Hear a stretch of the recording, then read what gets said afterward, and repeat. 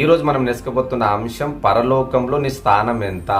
పరలోకంలో గొప్ప లోకంలో ఆ గొప్ప దేవుడు ఉన్నాడు. ఆ దేవుని పక్కన ఒక పెద్ద సింహాసనం ఉంది. ఆ సింహాసనం పైన దేవుడు కూర్చున్నాడు. దేవుని దగ్గర ఒక సింహాసనము, ఆ సింహాసనం పైన దేవుడు కూర్చున్నాడు. అది చాలా పెద్ద సింహాసనము. ఇంకా చాలా ఖాళీ స్థలం ఉంది. ఆ ఖాళీ స్థలంలోనికి మనము వెళ్ళాలి అంటే ఈ భూమి పైన ఎంత కష్టపడాలి.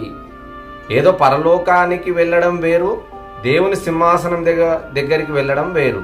ఆ సింహాసనంలో కూర్చోవాలంటే కూడా చాలా అర్హత కావాలి, చాలా భక్తి కావాలి, చాలా ఖర్చు పెట్టడం కావాలి. దేవుని కోసం సువార్త ప్రకటించడం చేయాలి ఈ భూమి పైన. అంటే మొదటి స్థానంలో నీకు కావాలి అనుకుంటున్నావు కాబట్టి, మొదటి స్థానంలో నువ్వు ఉండాలి అనుకుంటే, ఆ దేవుని పక్కన కూర్చోవాలంటే ఈ భూమి పైన సమస్తాన్ని నిందలు, అవమానాలు, కష్టాలు, కన్నీళ్ళు, బాధలు అన్నీ కూడా ఓర్చుకొని దేవుని కొరకు నువ్వు ఉన్నదంతా ఖర్చు పెట్టి అప్పుడు నువ్వు సువార్త ప్రకటిస్తే అప్పుడు దేవుని రాజ్యంలో నువ్వు గొప్ప స్థానంలో ఉండగొడతావు. లేదా ఎక్కడైనా ఒక మూలకు వెళ్ళిపోతావు. మామూలు భక్తిలో ఉంటే, మామూలు దేవుని నమ్ముకుంటే ఏదో అప్పుడు నువ్వు పరలోకంలో ఒక మూలకు వెళ్తావు. కాబట్టి నువ్వు ఏ గ్రేడ్లో ఉండాలి అనుకుంటున్నావు? మొదటి స్థానంలో ఉండాలనుకుంటున్నావా, లేదా జనరల్లో ఉండాలనుకుంటున్నావా? జనరల్లో చూస్తాం కదండి, ఎక్కడ చూసినా అల్లర్లు గొడవలే ఉంటుంటాయి. నొల్లి జనరల్లో అందరు కూర్చున్నప్పుడు. ఒక ట్రైన్లో వెళుతున్నామన్నప్పుడు జనరల్లో అయితే అందరు ఉంటారు. ఇక అందులో నొల్లి అంత ఉంటుంది. మరి అదే ఒక రిజర్వేషన్ ఏసీలో మనం వెళ్తే అందులో ఏ నిశ్శబ్దం ఉంటుంది, హాయిగా వెళ్ళిపోతావు, ఏ డిస్టర్బ్ ఉండదు. కాబట్టి పరలోకంలో కూడా నీ భక్తిని బట్టి నీకు స్థానాలు డిసైడ్ చేస్తాడు దేవుడు. పరలోకంలో కూడా నీ క్యారెక్టర్ బట్టి, నువ్వు చేసే పనిని బట్టి అక్కడ నీకు ప్రతిఫలం ఇస్తాడు దేవుడు. అందరికి సమానం కాదు పరలోకం. పరలోకంలో వాని క్రియల చొప్పున ప్రతిఫలం దేవుని దగ్గర ఉంది.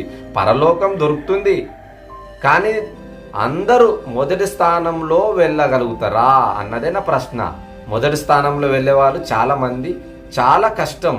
ఎందుకంటే అంత సమస్తం వదులుకోవాలి పౌలు లెక్క. ఆ పౌలు లెక్క వదులుకున్నప్పుడే మొదటి స్థానంలోనికి వెళ్ళిపోతారు. 12 మంది శిష్యులు అంతా వదులుకున్నారు, వాళ్ళు మొదటి స్థానంలో ఉంటారు.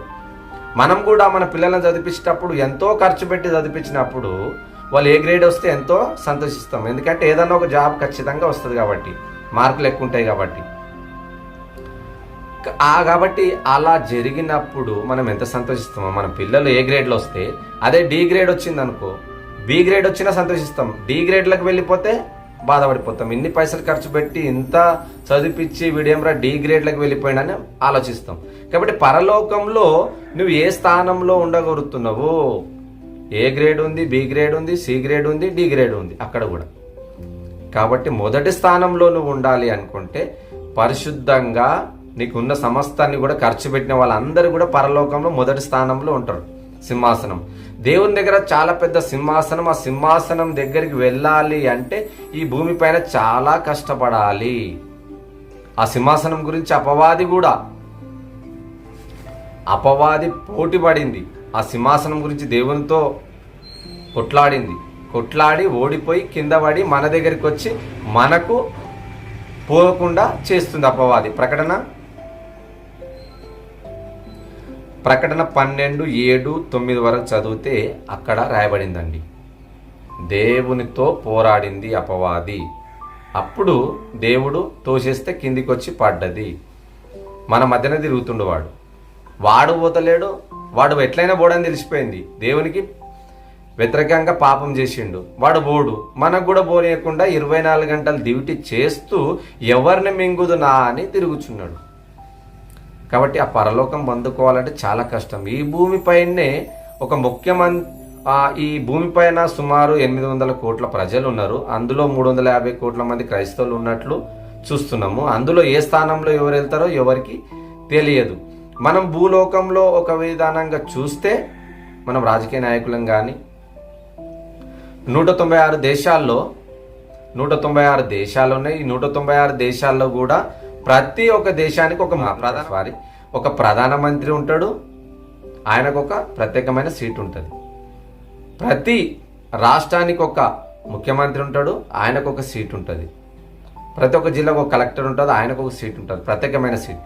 కాబట్టి ఈ సీట్ రావాలంటే వాళ్ళు ఎంతో కష్టపడిపోవాలి, ప్రజల్లోనికి వెళ్ళాలి, తిట్లు తినాలి, ఎన్నో పైసలు ఖర్చు పెట్టాలి, మాకే ఏంటి ఓట్లు అని చెప్పాలి.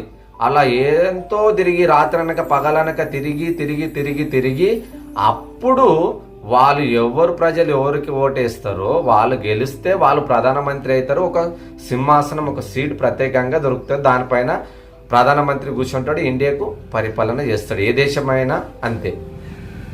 కానీ ఆ ప్రధానమంత్రి సీట్ సంపాదించాలంటే కూడా ఎన్నో కొట్లాటలు, ఎన్నో ధర్నలు, ఎన్నో ఆటంకాలు, ఎన్నో కష్టాలు, ఎన్నో బాధలు కూడా ఉంటాయి. వాళ్ళకు కూడా ఎన్నో డబ్బులు ఖర్చు పెడతారు, కోట్ల రూపాయలు.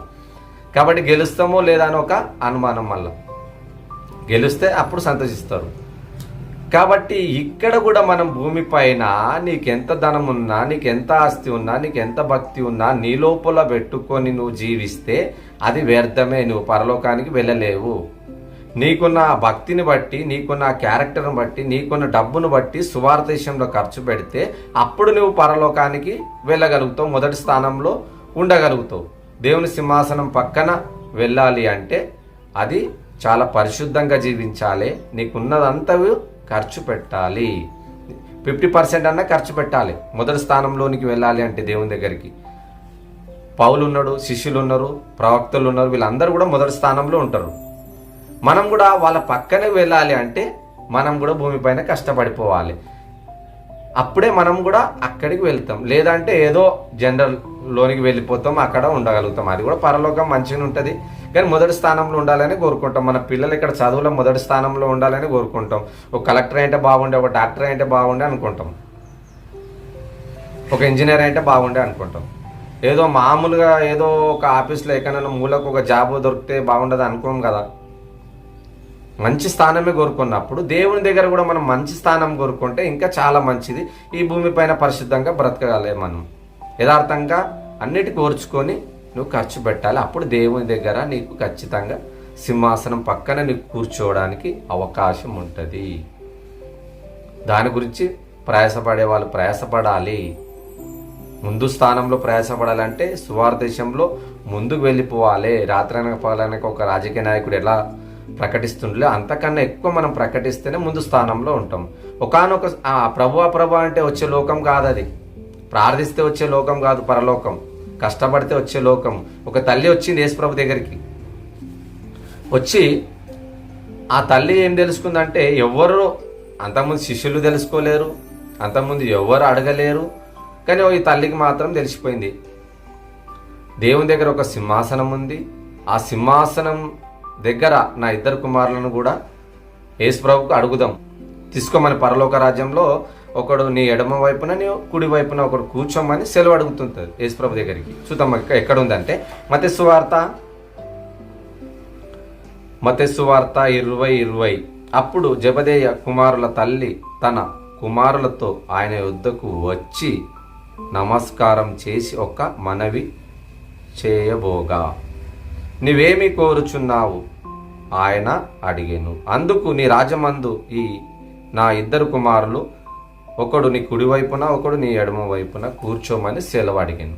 చూసారా ఎంత ఈ తల్లికి మెచ్చుకోవాలి. ఒక విధానం చూస్తే పరలోకములో ఏదైనా ఒక మూలకు స్థలం అడుగుతలేదు, కానీ మొదటి స్థానంలో కోరుతున్నది.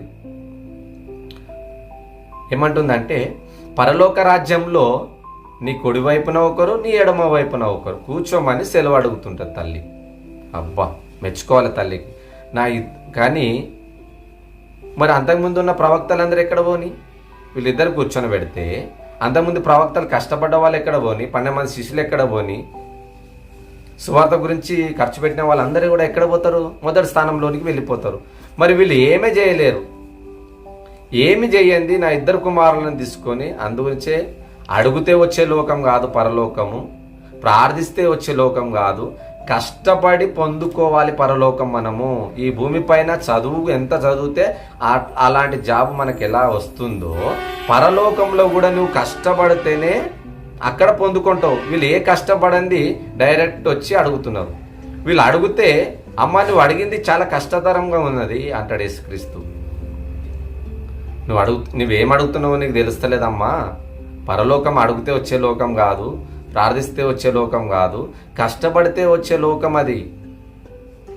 ఒకవేళ యేసుప్రభు దగ్గరికి వెళ్ళి నా 2 కుమారులు దేవుని కొరకు నేను పెంచుతా, నా 2 కుమారులు నీకు ఇదిగో నీ సేవకు సమర్పిస్తున్నా, తీసుకో నా 2 కుమారులను 12 మంది శిష్యులతో పెట్టుకో వెంబడి అని అనుంటే షబాష్ అనేవాడు యేసుక్రీస్తు.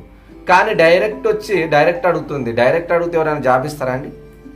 నీ మార్కులు కావాలి, నీ చదువు కావాలి, నీ రైటింగ్ కావాలి, అన్నీ కావాలి ఇక్కడ జాబ్ పొందాలంటే. మరి అక్కడ కూడా నువ్వు భక్తి కావాలి, నీ ఖర్చు కావాలి, నీ కష్టం కావాలి, నీ కన్నీళ్ళు బాధలు అన్నీ కూడా దేవుని కొరకు ఈ భూమిపైన చేసినావా? లేదు. మరి అలాంటినప్పుడు నువ్వు పరలోకంలో మొదటి స్థానంలో ఎలా అడుగుతున్నావు?